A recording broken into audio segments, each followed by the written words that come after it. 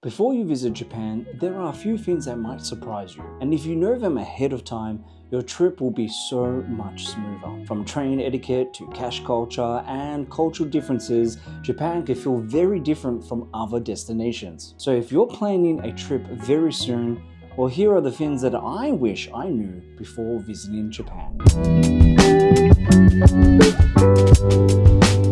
The first thing you'll notice when you arrive in Japan is just how organized everything is. Trains arrive exactly on time, people queue neatly for everything, and even in huge cities like Tokyo, things just feel very calm. For an example, at train stations you will see lines on the ground showing exactly where to stand while waiting for the train, and when the doors open, passengers exit first and then everyone boards in an orderly fashion. Now, how different is that from your local transportation? I know from here in Melbourne, Australia, no one waits for people to exit. People just barge in, and it's really not a nice experience. So this is definitely a culture shock, one of the culture shocks when you go to Japan, where you can see how everything is nicely organized and in order. And if you miss the train, don't worry. There'll probably be one in about a minute or so. So the bottom line is, if you follow what the locals do, you'll just fit right in. So just to continue on the transportation theme, Japan has one of the best public transport systems in the world.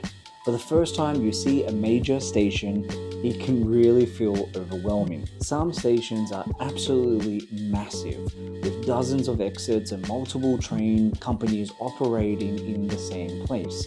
Just look at the transportation map of Tokyo. There is so many lines owned by so many companies. By looking at this, you could feel so overwhelmed you wouldn't even know where to start. Well, here are a few quick tips. Number one, download Google Maps or Apple Maps. It works extremely well for trains in Japan and it's always up to date. Get an IC card like Suica or Passmo so you can just easily tap in and out of stations. And you can buy a physical card, but to make it even more simple, just download the digital version on your device and you'll be able to use that in your wallet and be able to tap and go. It's that easy. And the best thing about it is you can top up funds as well from the digital version. And one big thing is, because the stations are quite massive and there's a lot of people that go through them, especially in peak times, give yourself extra time in those big stations. Now, one cultural difference that many visitors notice is how quiet public spaces are. For example, on trains, people usually speak softly and phone calls are generally avoided. In fact, they are probably classified as rude. So you'll find that a lot of people are on their phones on the train, but it is dead quiet. It is also polite to keep noise down in restaurants and public transport and other areas as well. And you'll just quickly notice how calm everything feels, and most travelers naturally adapt to the atmosphere pretty easily. Now, when we think of Japan, we think of technology, we think of anime, we think of Japanese cars, we think of cities that are very modern. But you might be surprised when you arrive that cash is still widely used. Many restaurants, small shops, and street food stores only accept cash. Now, the reality is, as the years go by, a lot more places accept card, tap and go, which is great, and especially since the Olympics that were held there a few years ago.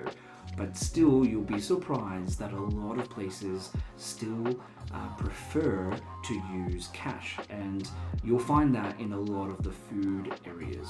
But the good thing is, even if you don't have cash on you, there are a lot of ATMs that you can use, especially in 7-Eleven stores. And you're going to be visiting a lot of 7-Eleven stores. So you can just easily go to a convenience store and use one of the ATMs there. They work perfectly with international cards. So before you go on your trip and as you're planning, it's probably a good idea to take out some cash, convert some cash before you get to the country.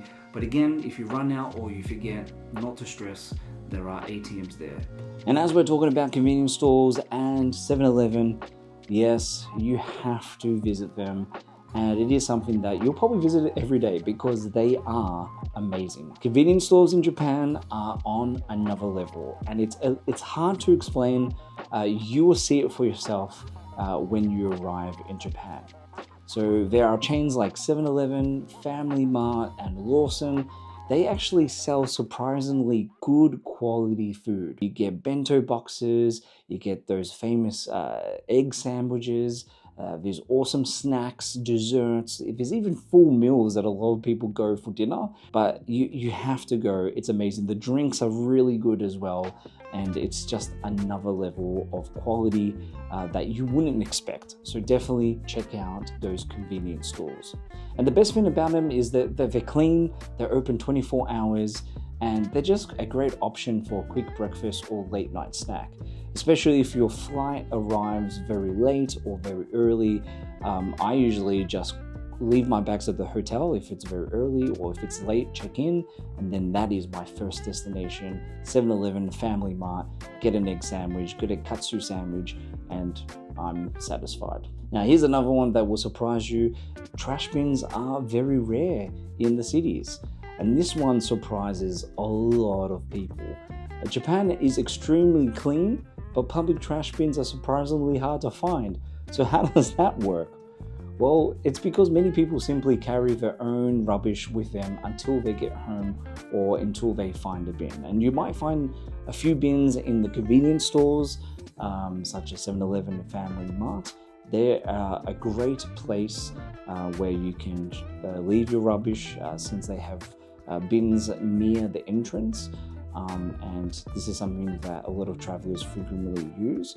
But don't be surprised that during the day, as you're snacking on amazing Japanese food, that you'll need to hold on your rubbish, you'll need to hold on your drinks until you find a bin either back at the hotel or at a convenience store. Which leads me to a tip. It's probably good to carry a bag with you, or a little plastic bag, so you can put those items in to make it easier for yourself during the day. And the next one, which you've probably already have heard, Japan is extremely safe. Yes, Japan is one of the safest countries in the world. People commonly leave their laptops or bags or even their phones on the table while ordering food, and if they were to lose an item, well, they are often returned. But at the same time, we need to be, of course, cautious wherever we travel. So make sure that travel awareness still applies, but always know that overall, Japan is an incredibly safe destination. So Japan is an amazing place to visit, and knowing these small things ahead of time can make your trip even better. So if you're planning a trip very soon, let me know in the comments which city you're most excited to visit. And if you have found this helpful, I'll be sharing more travel tips and guides to help you plan your next adventure. So make sure you leave a like and subscribe to the channel for the latest travel itineraries and tips. Happy planning, and I'll see you in the next video.